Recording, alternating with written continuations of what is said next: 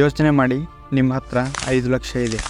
ಅದನ್ನು ನೀವು ಒಂದು ಫಂಡ್ನಲ್ಲಿ ಇನ್ವೆಸ್ಟ್ ಮಾಡ್ತೀರಾ. ಅದರಿಂದ ಪ್ರತಿ ತಿಂಗಳು 5,000 ವಿಡ್ರಾ ಕೂಡ ಮಾಡ್ತೀರಾ. ಆದರೂ ನಿಮ್ಮ ಕಾರ್ಪಸ್ ಯಾವತ್ತೂ ಖಾಲಿ ಆಗೋದೇ ಇಲ್ಲ. ನೀವು ಒಂದಲ್ಲ ಎರಡಲ್ಲ 60 ವರ್ಷ ವಿಡ್ರಾ ಮಾಡಿದರೂ ಖಾಲಿ ಆಗೋದೇ ಇಲ್ಲ. ಹೇಗೆ ಅಂತೀರಾ? ಈ ವಿಡಿಯೋನ ಪೂರ್ತಿ ನೋಡಿ. SWP systematic withdrawal plan. ಹಾಗಾದರೆ SWP ಅಂದರೆ ಏನು? ಅದು ಹೇಗೆ ವರ್ಕ್ ಆಗುತ್ತೆ?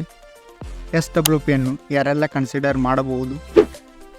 SWP ಶುರು ಮಾಡೋಕ್ಕೆ ಸರಿಯಾದ ಸಮಯ ಯಾವುದು? And where I can find SBI SWP plans. ಮೊದಲನೇದಾಗಿ SWP ಅಂದರೆ ಏನು? It is a financial plan that allows you to withdraw fixed amount of money from your investments in a regular intervals of time. For example, ಒಂದು ಫಂಡ್ನಲ್ಲಿ 5 lakh invest ಮಾಡ್ತೀರಾ. ಅದರಿಂದ ಪ್ರತಿ ತಿಂಗಳು systematic ಆಗಿ 5,000 ವಿಡ್ರಾ ಮಾಡ್ತೀರಾ. ಇದನ್ನೇ ನಾವು SWP ಅಥವಾ ಸಿಸ್ಟಮೆಟಿಕ್ ವಿಡ್ರಾವಲ್ ಪ್ಲ್ಯಾನ್ ಅಂತ ಹೇಳ್ತೀವಿ. ನಿಮಗೆ ಗೊತ್ತಿರೋ ಹಾಗೆ ನಮ್ಮ ಹತ್ರ ಬೇಕಾದಷ್ಟು ಆಪ್ಷನ್ಗಳಿವೆ. SIP ಆಗಿರ್ಬೋದು, ಲಮ್ಸಮ್ ಇನ್ವೆಸ್ಟ್ಮೆಂಟ್ ಆಗಿರಬಹುದು, FD ಆಗಿರ್ಬೋದು, RD ಆಗಿರ್ಬೋದು. ಇಷ್ಟೊಂದು ಆಪ್ಷನ್ ಇದ್ದರೂ SWP ಯಾಕೆ ಮಾಡಬೇಕು? ಈ ಸ್ಟೋರಿ ನೋಡಿ ನಿಮಗೆ ಎಲ್ಲ ಅರ್ಥ ಆಗುತ್ತೆ. ಇಬ್ಬರು ವ್ಯಕ್ತಿಗಳಿರ್ತಾರೆ, ರಾಮ್ ಹಾಗೂ Shyam. Ram decided to go with a systematic investment plan. ಅದರಂತೆ ಪ್ರತಿ ತಿಂಗಳು 8,500 ರೂಪಾಯಿ ಇನ್ವೆಸ್ಟ್ ಮಾಡ್ತಾನೆ. 14% ರಿಟರ್ನ್ನೊಂದಿಗೆ 10 ವರ್ಷಕ್ಕೆ ಇನ್ವೆಸ್ಟ್ ಮಾಡ್ತಾನೆ.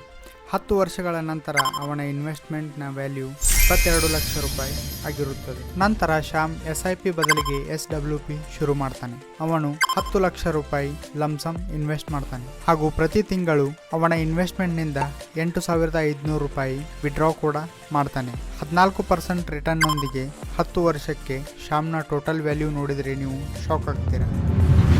26 ಲಕ್ಷ ರೂಪಾಯಿ ಆಗಿರುತ್ತದೆ. ನಿಮ್ಮ ತಲೆಯಲ್ಲಿ ಒಂದು ಡೌಟ್ ಬರ್ಬೋದು, ಈ SWP ಮಾಡೋದ್ರಿಂದ ನಮ್ಮ ಹಣ ಯಾವತ್ತೂ ಖಾಲಿ ಆಗೋದೇ ಇಲ್ವಾ? ಹೌದು, ಯಾವತ್ತೂ ಖಾಲಿ ಆಗೋದೇ ಇಲ್ಲ.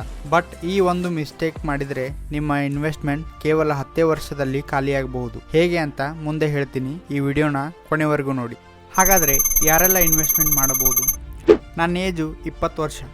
ನಾನು SWP ಮಾಡಬಹುದಾ? ಎಸ್, ನೀವು SWP ಮಾಡಬಹುದು. ನನ್ನ ಏಜ್ 40 ವರ್ಷ. ಎಸ್, ನೀವು ಕೂಡ ಇನ್ವೆಸ್ಟ್ಮೆಂಟ್ ಮಾಡಬಹುದು. ನಾನು ರಿಟೈರ್ಡ್ ಆಗಿದ್ದೀನಿ. ಹಾಗಾದರೆ this is the best plan for you. Importantly, ಯಾರಿಗೆಲ್ಲ ಹಣದ ನೀಡಿದೆ ಅವರೆಲ್ಲ SWP ಮಾಡಬಹುದು.